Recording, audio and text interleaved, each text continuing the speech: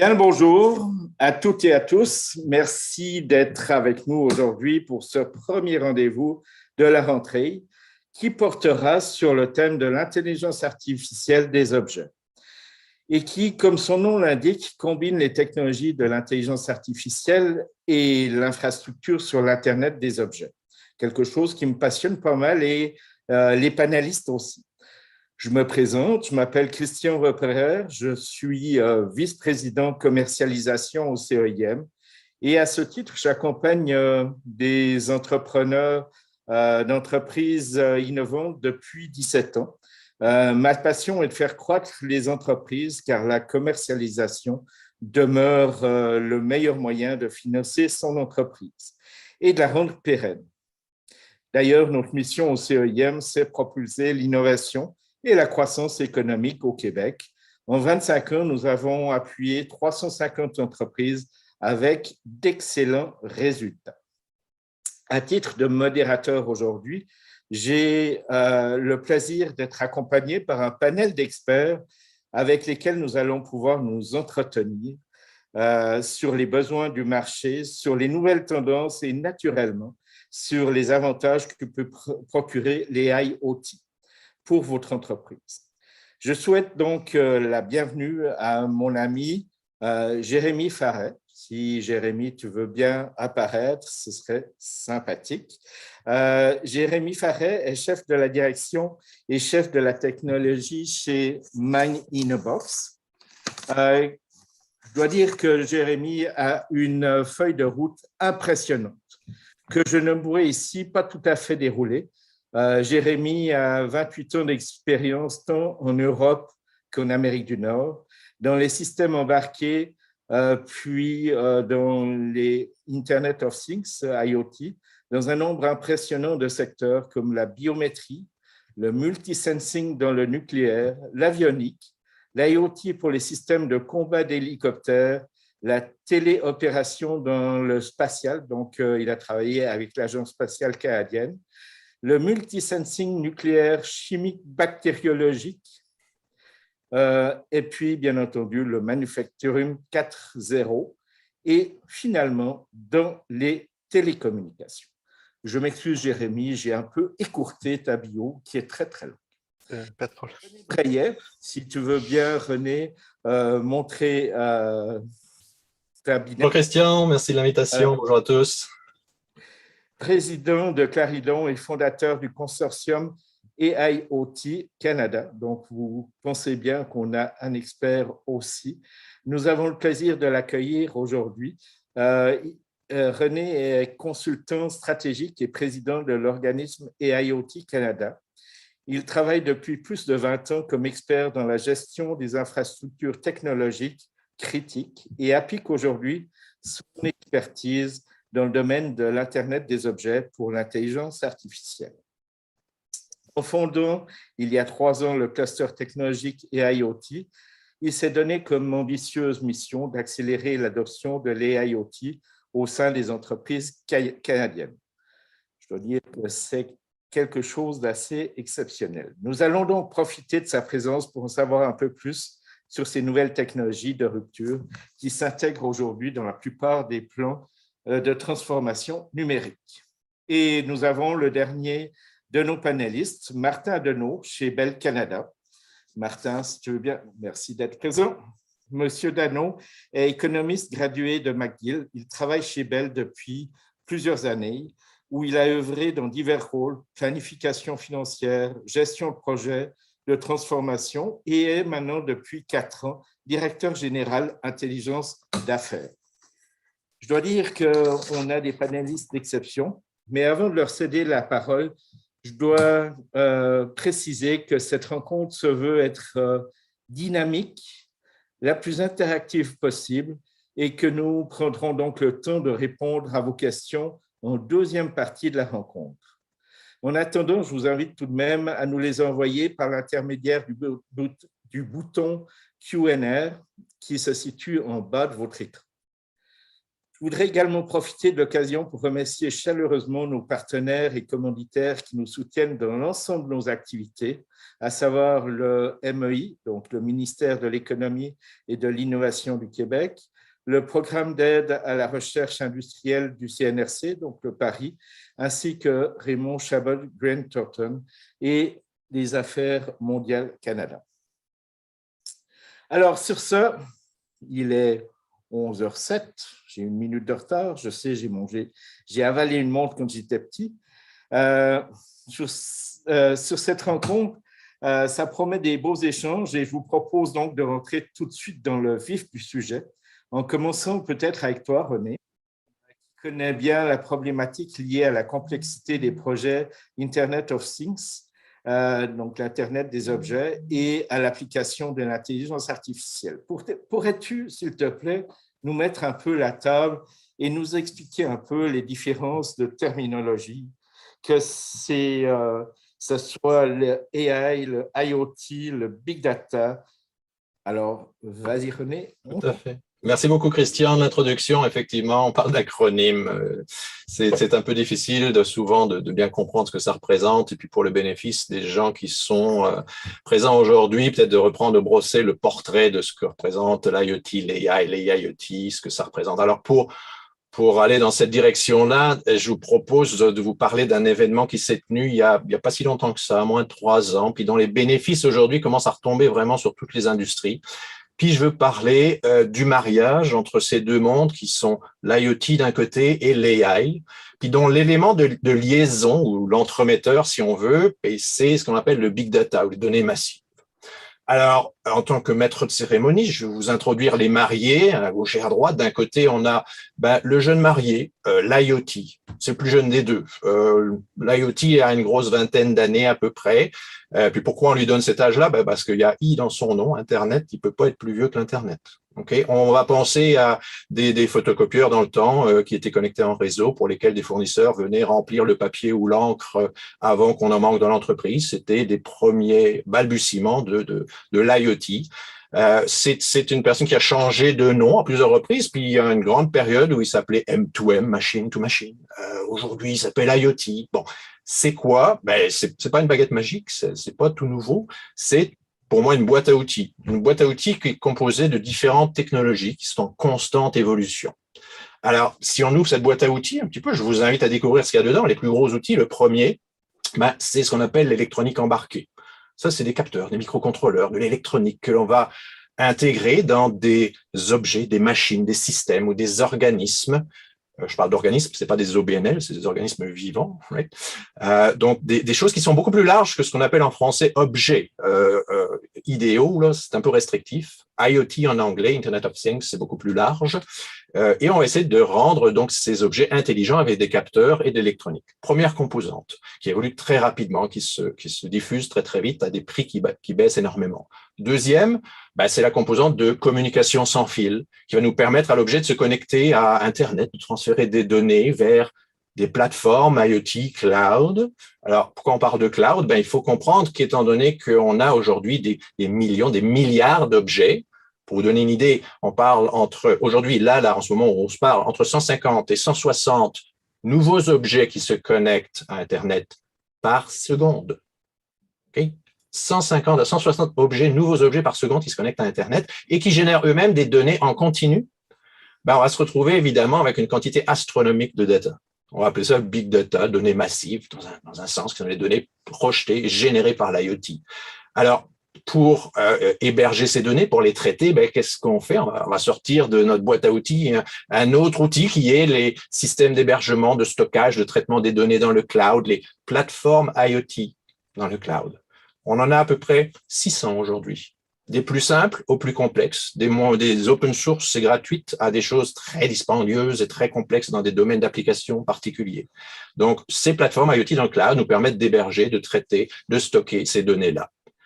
D'autres petits outils dans la boîte vont avoir des systèmes de représentation, d'analyse de données de type IoT. Donc, on avait commencé à faire des tableaux de bord, à générer des alarmes, de faire des choses relativement simples au niveau de l'IoT, qui sont importantes. Et le dernier élément, je dirais, des applications, des interfaces usagées, sous la forme d'applications mobiles, d'applications web, pour pouvoir interagir avec ces systèmes et bénéficier de l'analyse des données. Donc, l'IoT, si on reprend, c'est un ensemble de solutions qui s'appuient sur ces composantes dans cette boîte à outils, puis qui permettent de communiquer avec des objets, des machines, des systèmes ou des organismes vivants afin d'augmenter leur performance, point principal, ou d'améliorer ce qu'on appelle notre qualité de vie. Alors, dans la qualité de vie, on va retrouver la santé, la sécurité ou le confort. Donc, on a 4 points de valeur, 4 éléments de valeur qui sont projetés par l'IoT, la performance, la santé, la sécurité ou le confort. Si on regroupe tout ça, ce qu'il faut retenir aujourd'hui, c'est que l'IoT génère des données massives. Dans le cadre de notre mariage, dont on parle aujourd'hui, c'est l'élément commun entre les deux. Alors, de l'autre côté de la table, l'autre marié, c'est l'AI. L'AI, c'est différent un petit peu. L'AI plus âgé. L'AI, ça a 50 ans. Okay, premier ordinateur, on parlait déjà d'intelligence artificielle. Donc, elle a 2 fois plus âgée que l'IoT. Donc, c'est quoi l'AI? C'est la capacité qu'on va donner aux ordinateurs d'apprendre et de développer une forme d'intelligence qui s'apparente à celle de l'humain. Dans ce processus-là, il y a vraiment une phase d'apprentissage qui, comme les humains, s'appuie sur des grandes quantités d'informations. À un enfant, vous voulez lui apprendre ce que c'est qu'un chien, vous lui montrez des chiens, des photos de chiens, vous faites toucher des chiens. Okay, on amène beaucoup de données avec du renforcement pour lui faire comprendre ce que c'est qu'un chien, un objet. L'AI, c'est un peu la même chose, okay, et ça va nécessiter des données massives. On va voir qu'on a 2 processus d'apprentissage principaux dans l'AI, le machine learning et le deep learning, et je vous en dis pas plus parce que là, on a vraiment des experts à la table qui vont vous en parler de manière extraordinaire et pour vous faire comprendre l'avantage, l'intérêt d'intégrer aujourd'hui ces technologies-là. Donc, le seul point que je voudrais mettre, c'est que l'évolution dans le domaine de l'AI, on parle d'il y a 50 ans, aujourd'hui, c'est fondamental, c'est rendu accessible et abordable. Pourquoi? Parce que ça a migré dans le cloud. Puis dans le cloud, on a accès à ça facilement. On peut payer à l'usage. On peut avoir accès à beaucoup de formations. Ça a été véritablement démocratisé. Il reste beaucoup de travail encore pour le comprendre, mais les ressources sont là. C'est accessible et abordable. Donc, si on résume, l'AI, de son côté, va consommer des données massives pour générer de l'intelligence. Merveilleux. On comprend que le mariage entre les deux, c'est somme toute assez naturel. Okay? Donc, je dirais aujourd'hui, ce que l'on nomme AIoT, Artificial Intelligence of Things, c'est le mariage de ces 2 parties-là, l'IoT et l'AI, avec au milieu un élément commun représenté par les données massives ou le big data. Okay? Alors, ces données, une fois qu'elles sont produites par l'IoT, elles ont une certaine forme. Peut-être pas toujours extrêmement bien adaptées pour être exploitées par l'AI telle qu'elle. Donc, il va falloir les façonner un petit peu, les transformer, les adapter pour que les données IoT puissent être traitées efficacement par l'AI. Et c'est exactement le sujet dont on va parler aujourd'hui avec les fonctions, avec des structures, des opérateurs comme Mind in a Box qui ont cette capacité d'aller prendre les données massives de l'IoT, de les traiter dans le cloud ou ailleurs, de les préparer, de les transformer pour qu'elles puissent être utilisées par l'intelligence artificielle. Donc, ce mariage-là dont je vais parler il y a 3 ans, il a été consommé là. Okay? On est dedans, il est fait, il est là. Vous pouvez en tirer bénéfice et les acteurs sont à la table aujourd'hui. Donc, on va les écouter puis on va voir ce que ça donne. Idéalement, on a même une application concrète avec les gens de Bell qui l'ont mis en application. C'est merveilleux. Exact. René, je te remercie infiniment. On y est, hein, quand l'intelligence artificielle rencontre l'Internet des objets. Et notre panel aujourd'hui, c'est vraiment accélérer vos affaires grâce à l'intelligence artificielle et l'Internet des objets. Et la question que je pose directement à Jérémy, c'est en quoi l'AIoT peut aider vos affaires? J'aime beaucoup l'image de René d'un mariage parce que je pense qu'on va parler des enfants du mariage aujourd'hui. Le mariage est consommé, le couple est stable, bien installé, aujourd'hui, on en est aux enfants. On en est aux enfants pourquoi? Parce que René a bien indiqué que ce qui réunissait ce couple, hein, que certaines choses séparent, l'ancienneté, la maturité, que sais-je, il y a la donnée. Il y a la donnée, on parle beaucoup de la donnée pour l'IoT. L'IoT fait exploser la donnée, hein. Alors, c'est pas facile en français, il y a un problème de traduction parce qu'en français, on parle de données massives, en anglais, on parle de big data, mais maintenant, avec l'IoT, les Anglais, ils parlent de massive data. Alors, est-ce qu'on traduit le massive data par données massives alors que c'est autre chose? Peut-être qu'il faut aller chercher chez Rabelais pour dire données gargantuesques, mais il faut trouver quelque chose là, parce que l'IoT produit une quantité de données qui est difficile à imaginer aujourd'hui. Et alors là, le cloud, l'info nuagique, oui, elle permet de faire beaucoup de choses. Elle a transformé les technologies de l'information, mais en ce qui concerne l'IoT, elle a un certain nombre de limitations. Et c'est pour ça qu'on commence à voir des enfants surgir. Il y avait le cloud computing, puis on commence à parler du edge computing et du fog computing. On voit bien qu'il y a une relation, hein. D'un côté, il y a le nuage, de l'autre côté, il y a le brouillard, où il y a le bord du cloud. Et ça, c'est en train de naître, hein, tous ces enfants-là. Puis on le voit, si vous regardez sur Google Trend, que c'est en train d'arriver ces 3 dernières années, là, le edge computing, le fog computing. C'est parce que le cloud lui-même est assez mal adapté aux applications de temps réel. Donc ça, c'est un des aspects. Il faut une couche intermédiaire pour consommer. Et de l'autre côté, il y a cette quantité de données. Alors, je vais l'appeler gargantuesque pour faire un peu pour faire sourire les gens, puis pour faire la relation avec les données massives. Eh ben, à un moment donné, oui, il y a le choix de faire des lacs de données. Moi, j'appelle plus ça des lacs de données, j'appelle ça des mers de données. Là, on est dans des océans de données. Ou bien alors, il y a le choix de filtrer à l'entrée. Vous avez le choix de, à un moment donné, plutôt que d'envoyer toute la mer avec les poissons dedans, vous envoyez seulement les poissons. Alors ça, c'est une tendance qui fait que aujourd'hui, l'IoT est de plus en plus intelligent. Hein, et vous voyez des points finaux, des téléphones qui permettent de faire du AI, des laptops, les nouveaux MacBooks qui ont des accélérateurs AI, etc., etc. Donc le AI prend possession de ce qu'on appelle les points terminaux, hein, les endpoints, les senseurs, les caméras, etc., qui commencent à faire du AI, puis le AI se fait plus dans le cloud, puis la donnée, elle reste sur le point terminal, elle est filtrée, puis c'est les catégorisations qui partent. Alors, moi, j'ai coutume de dire que c'est une très bonne nouvelle. C'est une très bonne nouvelle à plusieurs titres. Un, parce que on les a vus, les scandales du cloud. Le cloud est très bien protégé, mais il n'y a aucune sécurité qui soit absolue. On a vu, par exemple, les serveurs d'un opérateur, puis je ne veux pas pointer du doigt, un gros opérateur de vidéoconférence, de vidéosurveillance sur le cloud qui a été attaqué avec une vulnérabilité. Toutes les images des usines, par exemple, de Tesla, était complètement vulnérable. On voyait tous les processus de fabrication, là, le manufacturing 4.0 de Tesla qui était ouvert parce que justement, il y avait une faille sur le cloud. Si on filtre à l'entrée et si on identifie les intrus ou si on identifie les éléments qu'on veut identifier, qu'on veut prendre d'abord et qu'on renvoie l'information, on se retrouve avec quelque chose de plus sécuritaire. Donc ça, c'est le edge et le fog. On se retrouve à avoir des notions comme le fog ou le edge AI. Donc vous voyez, c'est les enfants du couple, hein, que nous a présenté brillamment René. Et un autre enfant auquel on ne s'attendait pas, vous avez le deep learning, l'apprentissage profond, mais maintenant vous avez la donnée profonde. Et alors la donnée profonde, qu'est-ce que c'est? C'est la donnée qui vient du AI, finalement, qui est plus légère et qui permet d'accélérer le big data ou la donnée ou la massive data, la donnée gargantuesque, et qui va la rendre plus agile, ou bien alors on n'envoie que la donnée profonde, celle qui vient du AI qui a été générée au point terminal. Donc, pour nous, vraiment, on a décidé, quand on a vu ce marché ces 3 dernières années, on n'était pas positionné nécessairement dessus au départ. On l'a identifié comme une grosse opportunité. On s'y est positionné très agressivement. Moi, j'avais la chance d'avoir ce profil qu'a cité Christian, très long sur le multisensing, le M2M, etc. Ça a apporté beaucoup de dons, des systèmes embarqués, etc. Mais au final, ça se retrouve à tous placés sur l'IoT.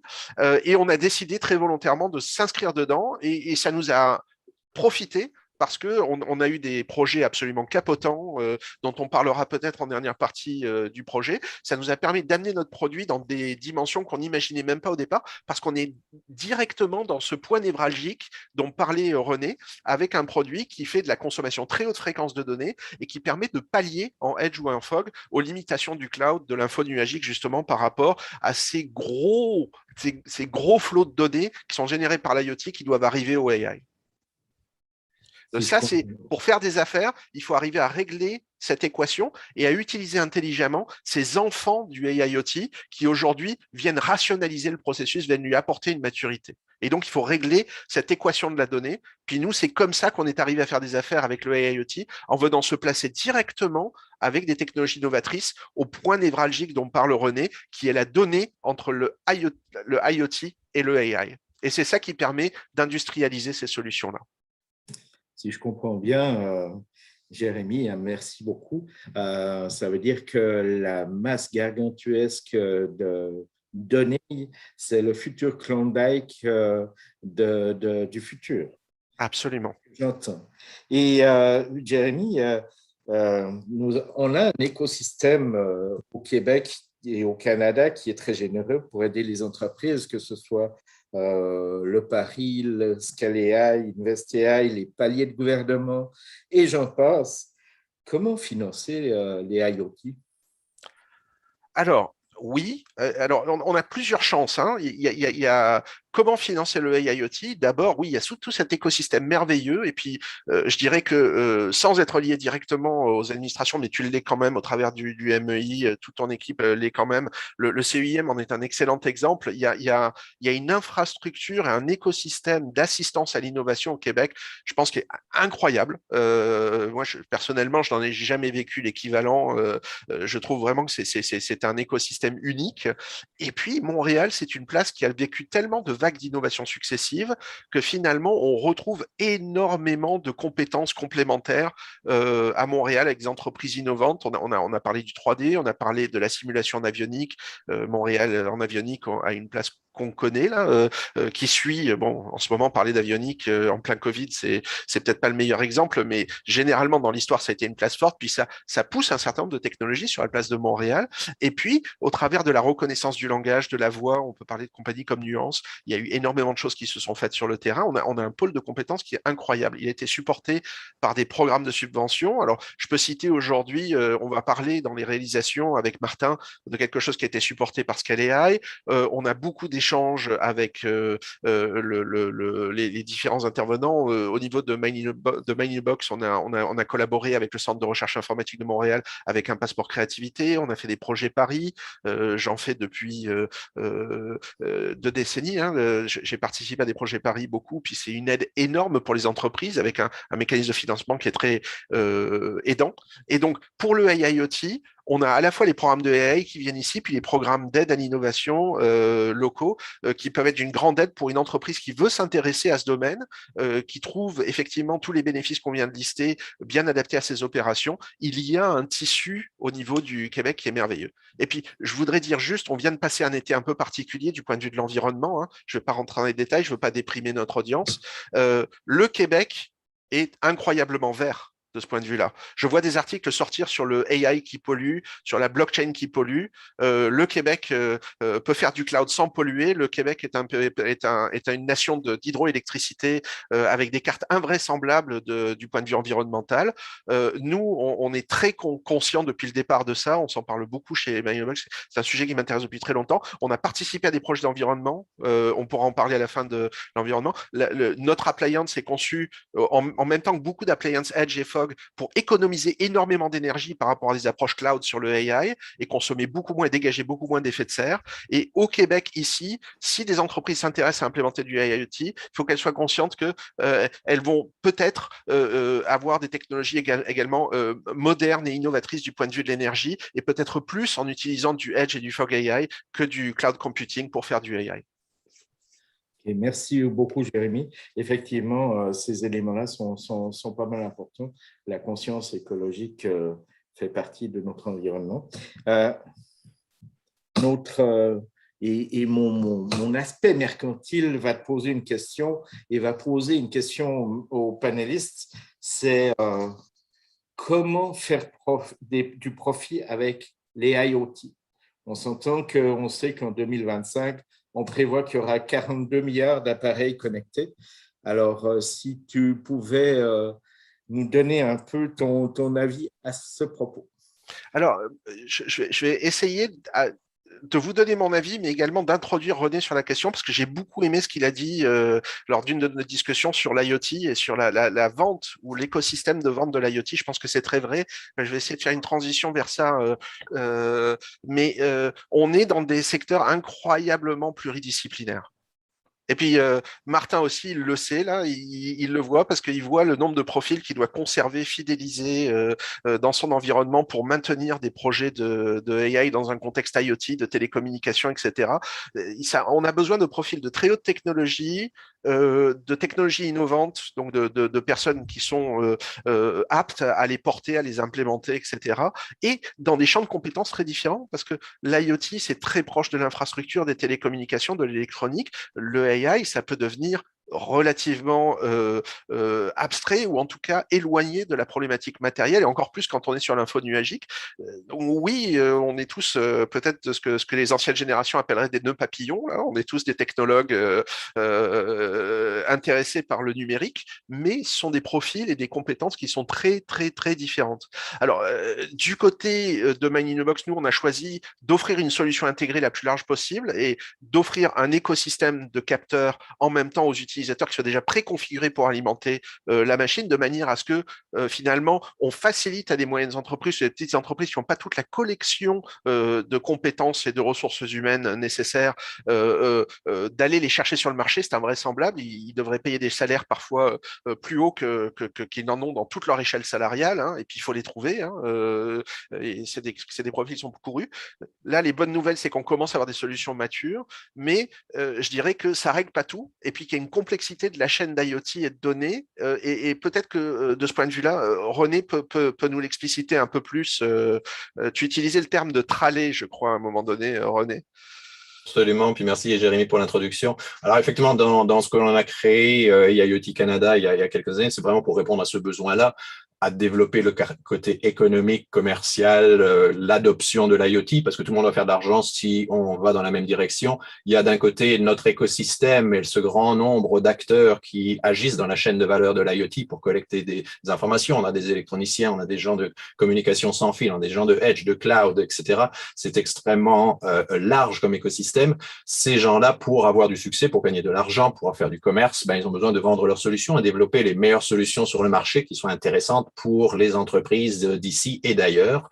Donc, on touche ici vraiment le besoin d'aller offrir des solutions de valeur au marché. On parle aujourd'hui de 12 marchés différents. Il y a des domaines d'application très, très, très distincts, autant la santé connectée, la ville intelligente, l'agriculture connectée, l'industrie 4.0, le bâtiment et la construction. Donc, des domaines qui sont très, très complexes, qui ont besoin, eux, de définir, de comprendre comment ils vont mieux performer, comment ils vont améliorer la qualité de vie des employés et de leurs clients au niveau de la sécurité, de la santé, du confort. Je reviens sur ces 4 piliers-là au niveau des bénéfices que le marché doit intégrer, comprendre, mettre en œuvre et être poussé lui-même à intégrer ces nouvelles technologies-là. Faire de l'argent avec de l'IoT, moi, c'est pas l'objectif. L'IoT est fait pour que les entreprises fonctionnent mieux, aient une meilleure performance, améliorent leur retour sur investissement de ce qu'ils auront fait en IoT. On le voit d'ailleurs en Europe, le financement principal des solutions IoT se fait à l'interne. On peut chercher forcément des subventions et le gros intérêt aussi que le prix et les coûts de ces solutions-là ont énormément baissé, deviennent accessibles. Je dirais aujourd'hui, pour faire des affaires avec l'IoT, il faut tester les solutions, il faut les intégrer, il faut valider, il faut les comprendre et les adapter à notre chaîne de valeur dans notre propre industrie, dans notre propre entreprise. Donc, il y a une adaptation à faire, une incubation de ces technologies à faire à l'interne. Et aujourd'hui, le gros défi, ça va être les talents. Donc, trouver les ressources qui vont pouvoir nous aider à faire ça, beaucoup plus, je dirais, que l'argent. Parce qu'on va trouver le financement. Il y a plein de sources de financement. Et c'est vraiment dans ce cadre-là qu'un organisme comme IoT Canada se positionne pour aller aider à la fois notre industrie elle-même, les fournisseurs de technologies, mais à la fois les marchés, les 12 marchés dont on parle. Il faut les aider à comprendre, à savoir comment intégrer quelle partie de l'IoT et de l'AI et de toutes ces belles technologies de rupture dans leur propre entreprise pour avoir du succès. Et souvent, ça se fait petit bout par petit bout. Puis c'est pour ça que je suis très, très, très excité d'entendre aussi ce que Martin a à dire par rapport à ça, comment dans leur entreprise, ils ont considéré ces technologies, ces bouts de technologie, comment ça peut les aider, et puis où est-ce qu'on va avec ça. Mais pour revenir sur le point de comment faire des affaires, comment faire de l'argent avec l'IoT, Il faut se poser la question de quoi a-t-on besoin dans les entreprises, comment faire mieux travailler nos entreprises, comment améliorer notre performance, et le reste va suivre. Effectivement, c'est toujours la même question qu'on pose à l'acheteur. C'est quoi ton besoin? Effectivement, merci beaucoup, René. Et je dois dire que c'est fort agréable. Oui, Jérémy, vas-y. Une très courte remarque, je ne sais pas comment est-ce qu'on va traiter les réponses à la fin, mais je vois que l'audience nous jette encore davantage de technologie, encore plus dans la trallée. Hein, vous voyez, moi je suis super intéressé parce que je vois les mots cybersécurité et blockchain qui commencent à apparaître. Bon, vous voyez, nous, on l'utilise aussi, on fait du transport, on fait du track and trace avec la blockchain en plus pour faire du proof of location. On a des composants de cybersécurité, on s'intéresse à la GDPR pour tout intégrer dans la main in a box, vous voyez. Donc, on est allé encore plus dans la trallée pour essayer de mettre un maximum de technologie dans cette boîte, de manière à ce que les gens n'aient pas à aller chercher des experts d'Ethereum et pas à aller chercher des experts de SOC ou de SIEM en cybersécurité, etc. Mais la rationalisation de ça, elle n'est pas si facile. Et donc, je ne sais pas si on répondra aux questions qu'on commence à voir défiler, là, parce qu'il y en a beaucoup, mais pour répondre à l'intégration de René, là, vous voyez que même l'audience nous en rajoute. Hein. Ils en rajoutent à la collection, on le voit dans le chat. C'est certain, l'aspect technologique est toujours un aspect fort et on est chanceux de vous avoir pour, je dirais, vulgariser certains éléments, mais on constate aussi qu'on a des gens qui ont un bagage technologique assez fort. Et on va rester dans l'aspect, parce que vous me connaissez gentiment, hein, on est vraiment dans l'aspect accélération des affaires. Je vais vous forcer un peu la main en nous donnant peut-être avec un témoignage de Martin, avec l'introduction de Jérémy, de nous donner des exemples de projets et puis vraiment un témoignage de réussite pour les IoT. Jérémy, je te laisse la parole et peut-être intégrer Martin. Oui, rapidement aussi, j'ai déjà beaucoup parlé dans le panel, mais au niveau des exemples, hein, et puis je voudrais remercier hein, le consortium IIoT qui nous a permis de réseauter, et puis on a eu la surprise, hein, je veux le dire, que quand on est rentré dans le consortium IoT, on était environné d'amis ou de partenaires. Donc c'était la grosse surprise. On est rentré pour faire notre première présentation au niveau du consortium IIoT, puis on avait déjà un partenaire qui avait signé un MOU avec nous, qui présentait juste avant nous, qui était Flex Group.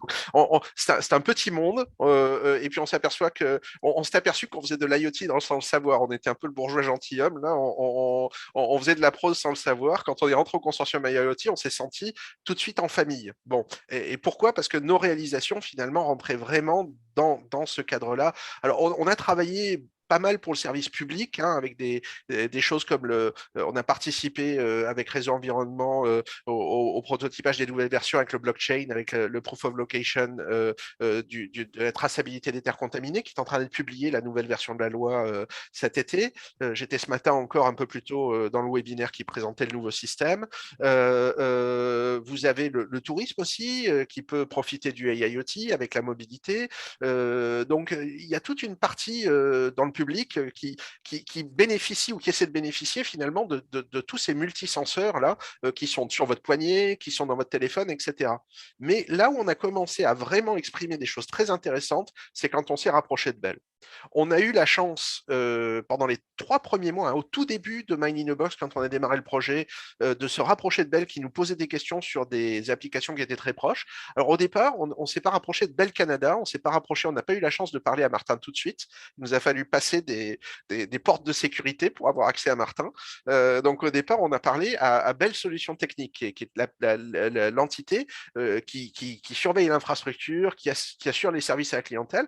Et aujourd'hui, on a déployé, et puis on en est très fiers, hein, 4 ans plus tard, un système là qui fait le suivi des techniciens qui interviennent sur 3 provinces, 30 000 comptes actifs de techniciens, hein, 5 à 6 000 techniciens connectés par jour, avec le track and trace, le géo-track and trace, le suivi en temps réel des positions, le suivi de ce qui se fait en termes de formation des techniciens, le nombre de secondes qui passent dans les vidéos pour se former sur les nouveaux matériels, tout ce qui est performance. Et on analyse aussi tous les flux au niveau de belles solutions techniques, de courriels, de SMS pour voir les taux de réponse, l'efficacité, etc., etc.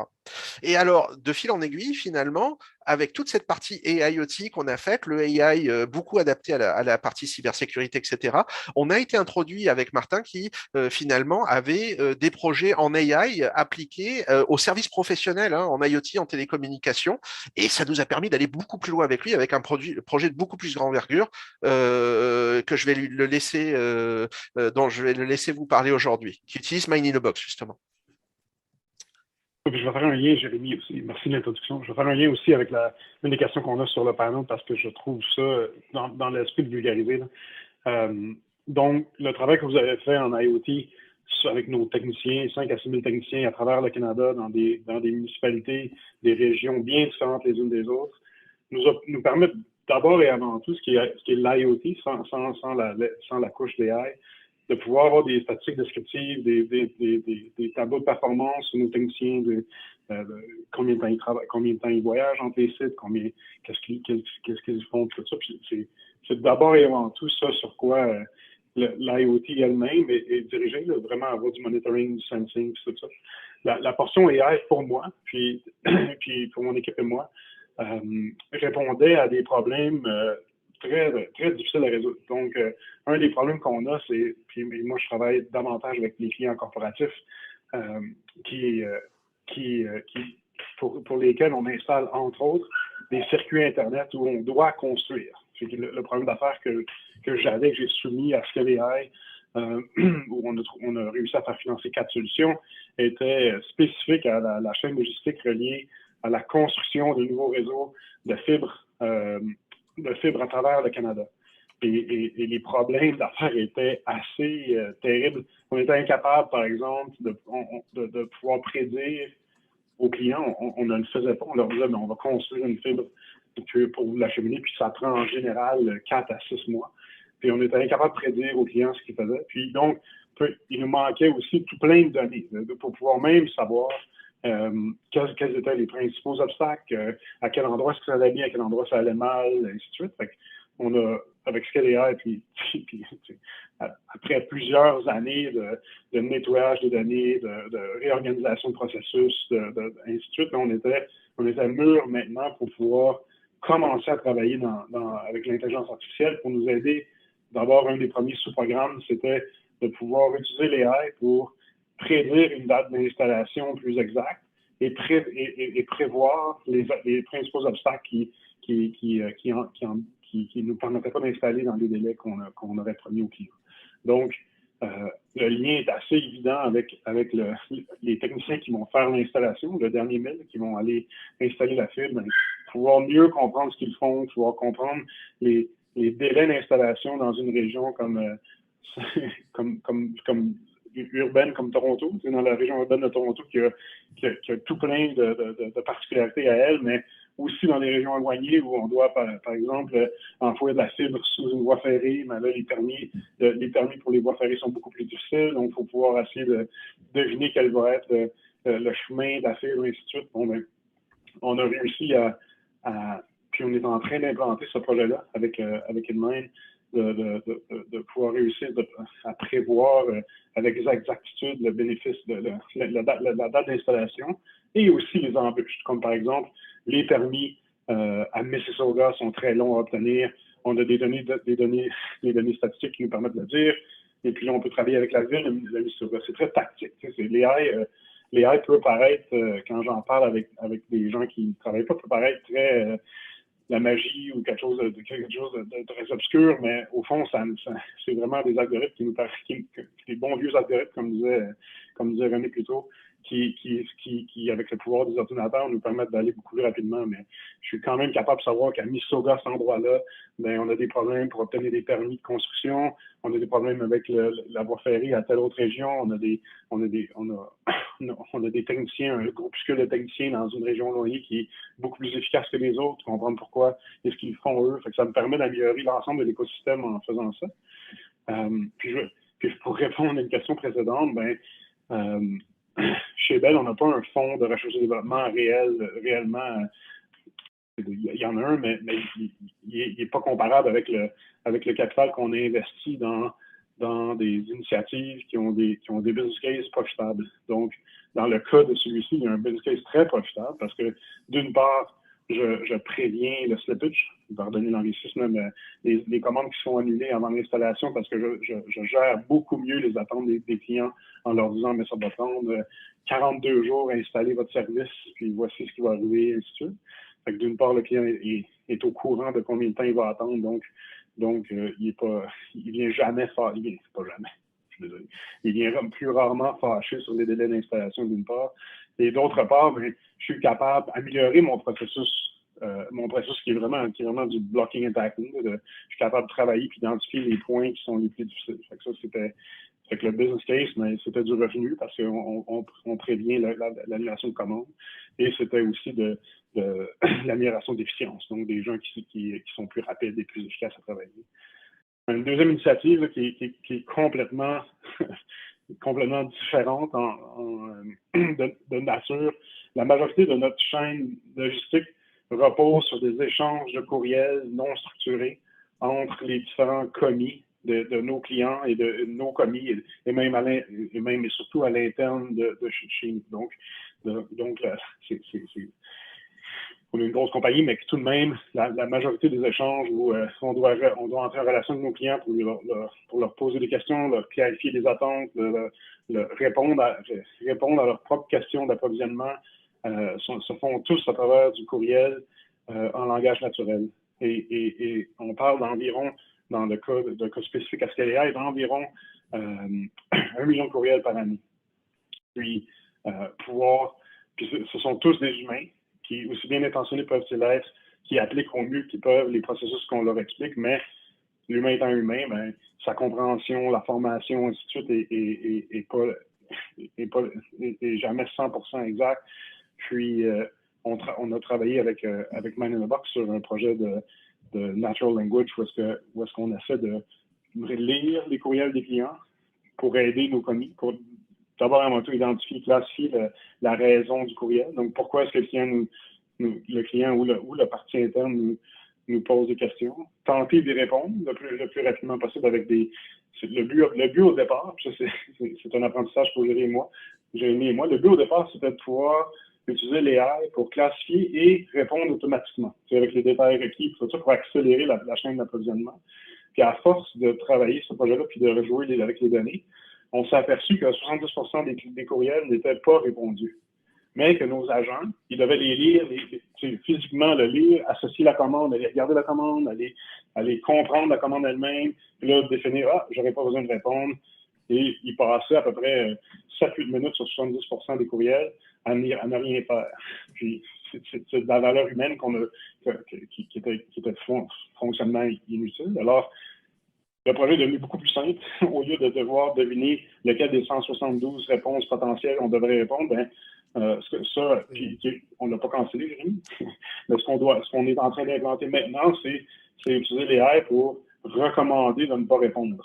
Ouais. Puis là, comme n'importe quel AI. Puis là, le bénéfice, moi, je suis bien excité parce que je m'attendais à un bénéfice difficile, tout ça. Puis là, maintenant, sur 70% des courriels, je peux, avec des exactitudes, mais je peux me permettre de rédiger les ressources ailleurs sur les 30% de courriels où il y a une valeur ajoutée, où j'ai vraiment besoin d'un humain pour le regarder. Donc, j'espère avoir répondu. J'ai beaucoup d'autres initiatives, mais j'espère avoir répondu aux questions là, de profit, de business case. Puis Martin, c'était un excellent témoignage et je pense que ça donne vraiment l'exemple de la quintessence de l'utilisation pour automatiser le retour sur investissement en temps, pas en dollars, mais en temps. Est-ce que tu peux nous donner une indication secrète? Oui, mais la majorité dans ce cas-ci, dans le cas de l'intelligence artificielle, parce qu'il y a beaucoup de travail de préparation de données. Il y a une question plutôt qui est arrivée. Là, ma réponse ne sera pas spécifique à IoT. Je vais laisser René et Jérémy répondre à ça, mais 80% des efforts de mes gens, c'est pas à travailler avec Deep Blue pour essayer de construire un algorithme. C'est vraiment du blocking and tackling, de nettoyer les données, les catégoriser.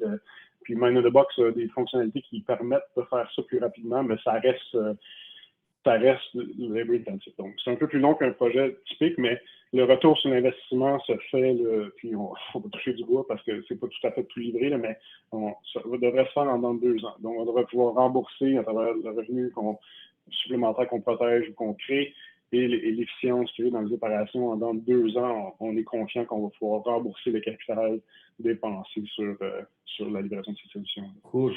Hey, merci beaucoup. Martin, ton témoignage nous donne vraiment l'aspect, je dirais, très pragmatique de l'utilisation d'une telle technologie. Et je dois dire, le temps file.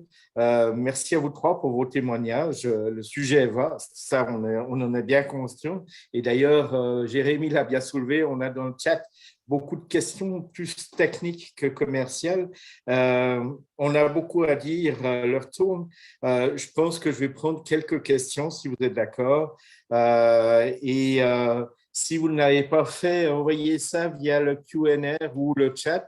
Il y avait, pour faire suite à ton témoignage, Martin, je pense que Jérémy pourrait nous répondre de façon rapide. Quel pourcentage approximatif du coût de projet AIoT en moyenne est attribuable au nettoyage des données provenant d'objets connectés?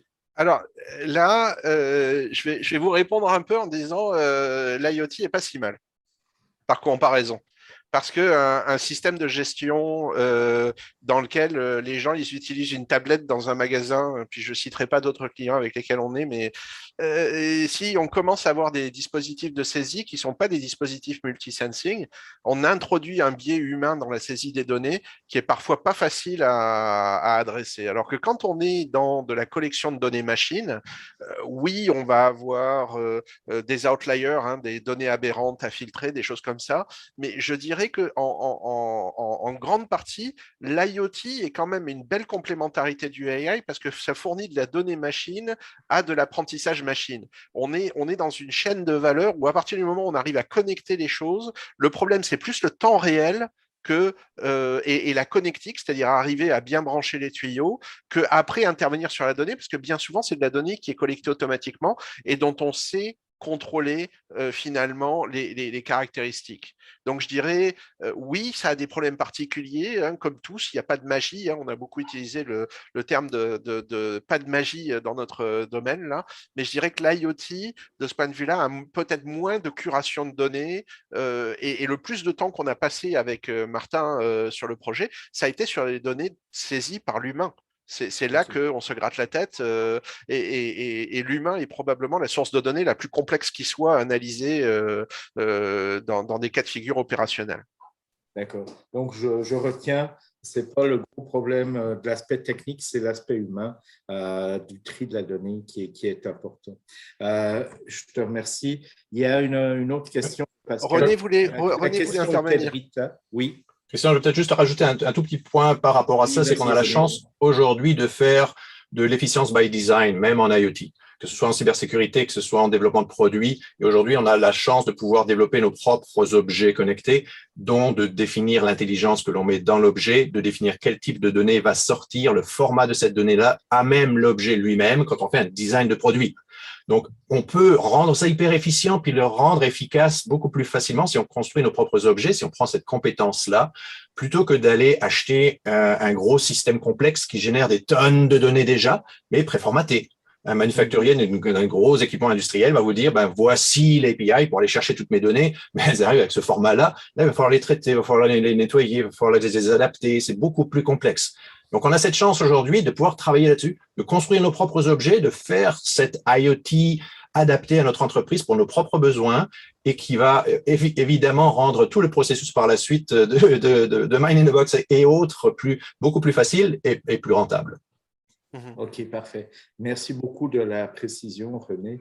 Il y a d'autres questions. Une question, je dirais, qui est un peu mythique, où on parle de l'aspect du 5G, juste que je la retrouve. Excusez-moi.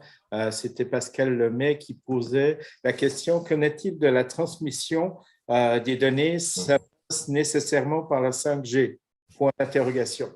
Non. René, je veux pas. Vas-y. Non, j'aurais aimé entendre Martin là-dessus en premier. Martin, je sais pas. Ça paraît très logique. Oui, on a un expert télécom, c'est parfait. Ouais, c'est pas c'est pas mon domaine d'expertise en toute franchise. Je vais laisser Jérémy. Et en fait, moi, je soupçonnais, tu as dit que ça fait 28 ans que je patouille dans le domaine, là. Je soupçonnais que les gens feraient le lien entre communication et télécommunication. C'est un faux ami. C'est un faux ami parce qu'en IoT, on utilise beaucoup de protocoles. Et bien souvent, on n'a pas besoin de transférer YouTube, la voix ou ce genre de choses-là. Donc, le 5G, c'est fait beaucoup pour des applications de vidéo à la demande, de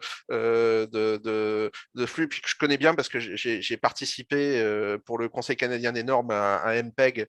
Et c'est fait vraiment pour des applications du grand public. Un lampadaire intelligent n'a pas besoin de ça. Il ne va pas chercher du YouTube pour se désennuyer pendant la journée. Donc, il peut passer par des ondes radio à très faible bande passante. Ça ne le dérange pas. Il ne va pas s'ennuyer pendant la journée. Il va continuer à envoyer ses paquets tranquillement.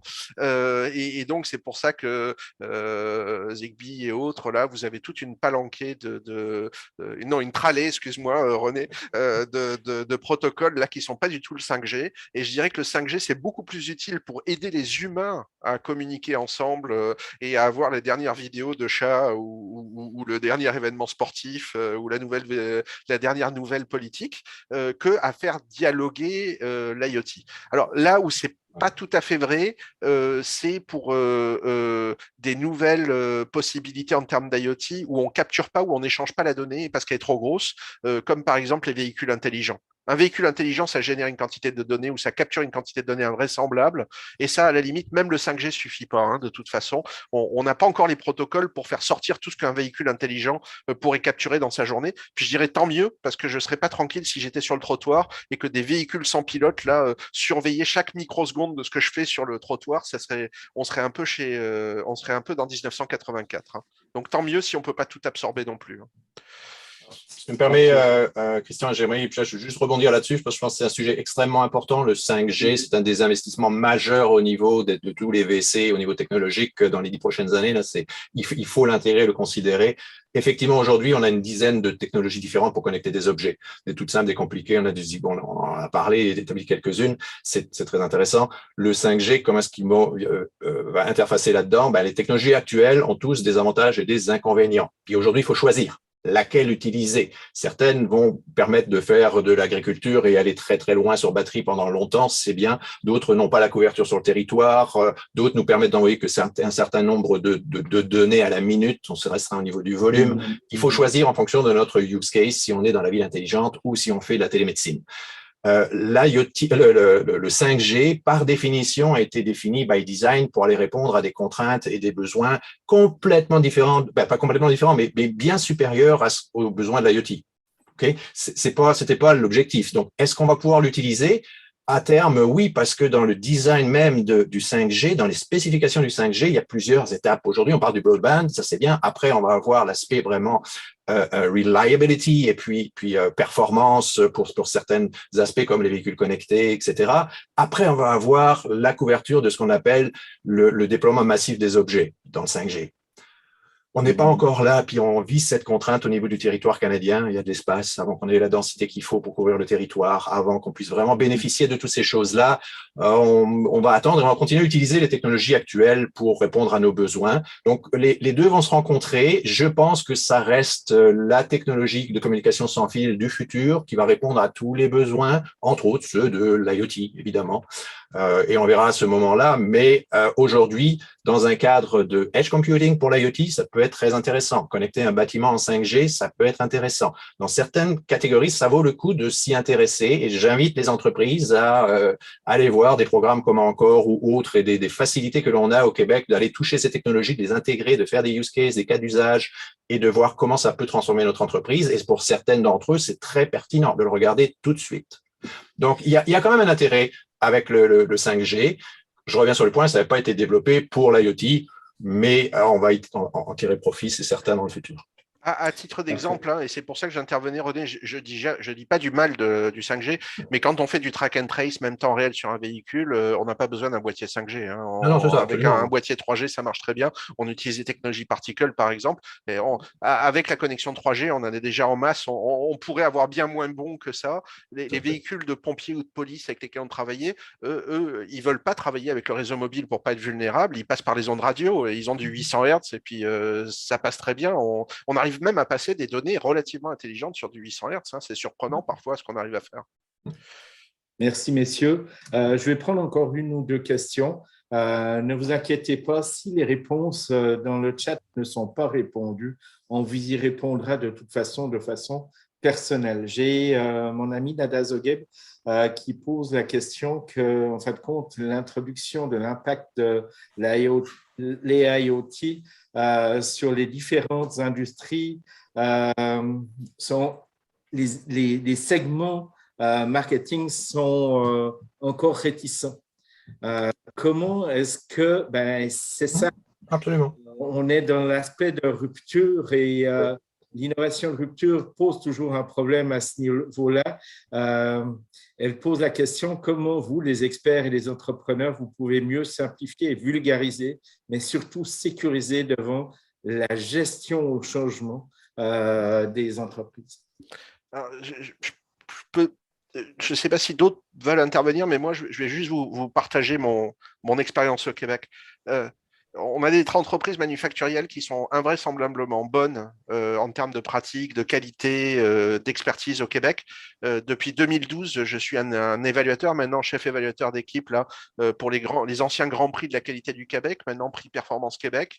Chaque année, j'audite des compagnies. Je suis toujours. Le début de ma carrière était en sortie de fonctionnement dans le transport, hein, au niveau du multisensing dont tu parles, etc., des systèmes d'avionique, etc. Il y avait une composante de normalisation. Je suis toujours invraisemblablement impressionné là, de ce que je vois dans les entreprises. Mais alors, il y a quand même, on va le dire, là, un retard au niveau numérique. Hein. Quand on regarde les outils qui sont utilisés pour collationner la donnée, parfois il y a du data warehousing. Et puis, ce n'est pas spécifique au Québec, attention. Ce que je suis en train de dire là, c'est à mon avis général au monde. Général, hein. Je disais, au Québec, par contre, il y a cette excellence, mais même le Québec, avec cette excellence, montre le même virus. Et le virus que j'appellerais, c'est le virus Excel. Hein. On n'utilise pas des bouts de papier, mais l'importance d'Excel aujourd'hui dans les pratiques industrielles, vous seriez surpris de voir à quel point dans les processus industriels, Excel, même dans les entreprises, sont tout installés et se cache, mais est encore présent partout. Et donc, on arrive, et puis je dirais que moi, mon marketing, c'est de dire, c'est quoi vos dernières machines ? Et est-ce qu'elles ne sont pas en train déjà de capturer la donnée? Parce que bien souvent, dans le secteur du manufacturier, maintenant, c'est un peu comme dans mon téléphone cellulaire. Vous n'allez plus avoir le choix. Le prochain téléphone cellulaire que vous allez acheter, là, le nouvel iPhone, là, il a un accélérateur AI. Si vous cherchez un iPhone non AI, il faut vraiment que vous soyez un hipster là, et que vous alliez chercher le vieux téléphone en coquille là, qui est tout neuf pour vraiment pas avoir le browser, etc., pour pas avoir de AI. Bon, donc c'est rarissime. Maintenant, vous l'avez tout le temps. Dans une entreprise manufacturière, quand ils achètent la machine qui a 2 ou 3 ans de dernière génération, ça génère de la donnée. Et par contre, ce qu'on s'aperçoit assez fréquemment, c'est que le tuyau de données est branché nulle part. D'accord? Donc, je dirais que de ce point de vue-là, quand on arrive ou qu'on s'approche d'une entreprise, il manque le fond de R&D, un peu ce que nous a dit Martin. Il manque l'aspect marketing ou la pénétration marketing pour entrer dans l'entreprise. Et par contre, du côté du plancher de manufacturing, ils savent qu'ils utilisent qu'Excel, puis ça leur pose des problèmes à n'en plus finir. Et ils savent que dans la dernière machine qu'ils ont ouverte, là, qu'il y a un manuel épais comme ça, il y a un tiers de la machine qui est faite pour générer de la donnée. Donc, je dirais, il faut profiter du terrain. Et puis, c'est ça ma réponse, c'est qu'on a un terrain invraisemblablement fertile. Oui, effectivement, c'est énorme, c'est huge, comme on dit en français. Alors, regarde, on arrive déjà à midi, notre événement touche à sa fin. Je confirme qu'on va, bien entendu, répondre à toutes les questions qu'on a eues dans le chat. 2, qu'on va pouvoir mettre à disposition sur demande la vidéo qui a été enregistrée de notre panel assez exceptionnel aujourd'hui. Donc, un grand merci à nos panélistes, Jérémy, René et Martin, pour votre générosité de votre temps et surtout le partage qui a été, je trouve, extrêmement enrichissant. Merci à vous également qui vous êtes joints pour cette rencontre. Vous étiez nombreux. Nous espérons que cette discussion vous aura inspiré et qu'elle vous aidera dans la réalisation de vos futurs projets. Quant à nous, eh bien, nous vous donnons d'ores et déjà rendez-vous pour nos prochains webinaires qui se tiendra le mois prochain en compagnie de nos amis de Life Engine. On sort un peu du domaine de l'intelligence artificielle pour arriver sur les technologies en santé, qui se tiendra le jeudi 28 octobre de 11h à midi avec tous les éléments de mise en marché des innovations en santé. En attendant, il ne me reste plus qu'à vous souhaiter un excellent appétit et une excellente après-midi. Alors, je vous souhaite une très, très bonne journée. Salut tout le monde. Merci beaucoup. Merci Christian. Merci. Bye à tout le monde. Merci à Bye bye tout le monde.